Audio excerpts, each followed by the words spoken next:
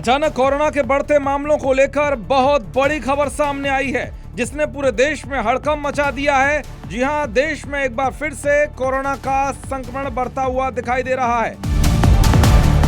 Corona के देश भर में 1000 से ज्यादा एक्टिव केस हो गए हैं। वहीं 2 दिन में 2 लोगों की मौत हुई है।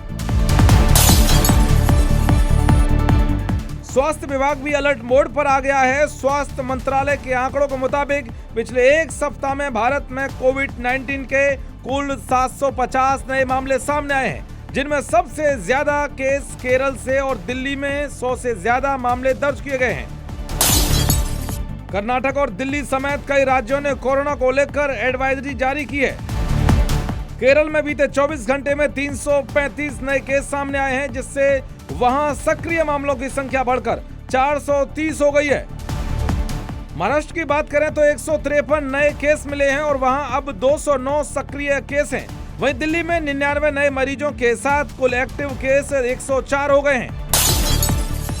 इसके अलावा गुजरात में 83, कर्नाटक में 47, उत्तर प्रदेश में 15 और पश्चिम बंगाल में 12 सक्रिय केस दर्ज किए गए हैं। वहीं फरीदाबाद में कोरोना संक्रमण का एक और नया मामला सामने आया है, जिससे जिले में संक्रमित लोगों की कुल संख्या अब 4 हो गई है।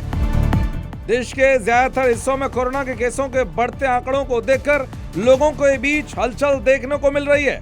हालांकि स्वास्थ्य मंत्रालय ने लोगों से घबराने के बजाय सावधानी बरतने की अपील की है।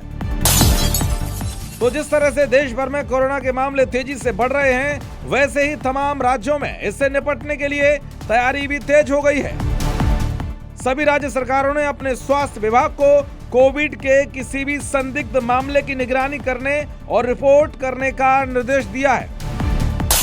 अस्पतालों को आदेश दिया गया है कि अगर कोई भी संदिग्ध मरीज नजर आता है तो उसकी कोविड जांच जरूर कराएं। तो आप भी कोरोना से बचने के लिए सावधानी बरतते रहें और जरूरी गाइडलाइन का पालन करें।